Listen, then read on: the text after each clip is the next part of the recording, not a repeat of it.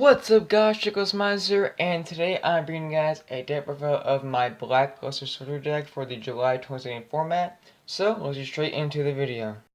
To start things off, I'm running 3 copies of BLS Super Soldier, 1 original BLS, and 1 Envoy at the beginning. So you run 3 Super Soldier because it's a very good card, has great effects, it's a main monster summoning, and there's a lot of ways to search to summon it out. You can also trade and target. 1 original BLS because it's nostalgic, and also you can also summon 1 Super Soldier per turn. The 1 Envoy because it's at 1 and it works wonders in his deck. It helps getting your Even Night and Begin Night's effects off, and also help removing problematic cards. I'm also running 1 Charger Gaia and 1 Arisen Gaia. The reason I play both of them is because they do have good tributing effects. When charging tribute, you can add a BLS virtual monster to your hand, and when a Rising is tributed, you can special summon BLS from your hand or graveyard. Next, I am playing 3 Beginning Night, 3 Evening Twilight Night, and 3 Envoy of Chaos.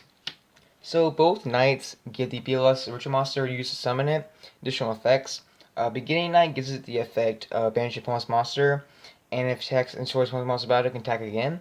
And when it's banished, you can add a virtual spell card from your hand. Even Twilight Night gives the monster the effect of banishing a card opponent controls its monster, and you can banish an opponent's card in their hand face down until their next end phase. And Envoy Chaos, you can discard it during the battle phase, either part of the battle phase, and a BLS monster control can fit their attack. And then during the end phase, you can banish a light monster, dark monster from the graveyard to your hand, so it combos with both knights to give them the search effects and returning it to your hand.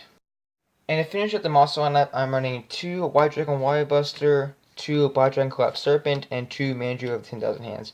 So, White Dragon Wire Buster, you summon a Banshee Dark Monster from the graveyard, and when it's safe on the field of the graveyard, you can add a Black Dragon to your hand. And Black Dragon is summoned by banishing an monster from the graveyard, and when it's destroyed, you add a White Dragon to your hand, so they combo each other. When one dies, you get the other one. And 2 Mandrew to search a virtual monster and spells. I'm thinking up to 3, but I think 2 is perfectly fine for now. For virtual spells, I'm running 1 Soldier Ritual and 1 Soldier Synthesis. So I feel that 1 Soldier Ritual is perfectly fine. If you want, you can run 2, but don't run 3, because it's not the best spell card. And you want to max it on Synthesis because it allows you to summon BLS or virtual monster from your graveyard as well as your hand. Next, I'm running 2 Trade-In, 1 Rhoda, and 1 Foolish Burial. So Trade-In gives drawbar to your deck and doesn't hurt it because you can always summon the ritual monster from your graveyard with Synthesis. 1 Rhoda to search Beginning Night, Even Twilight, or Envoy Chaos. And 1 Foolish Burial to send Envoy Chaos to your graveyard to get its effect during the end phase.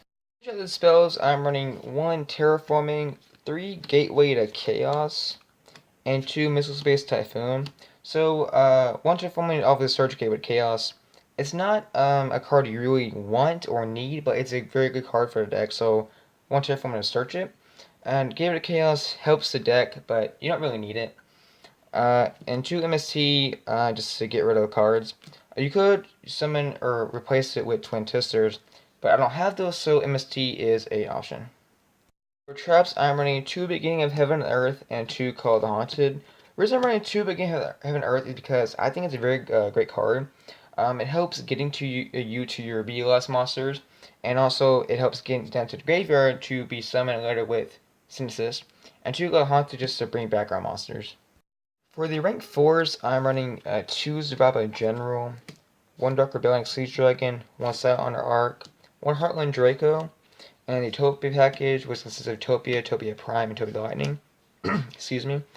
So General has a good effect by detaching ancient material. You can equip it with a Wartime monster from your hand and gain the monster attack. So equipping with the BLS gives 3,000 attacks to become 5,000.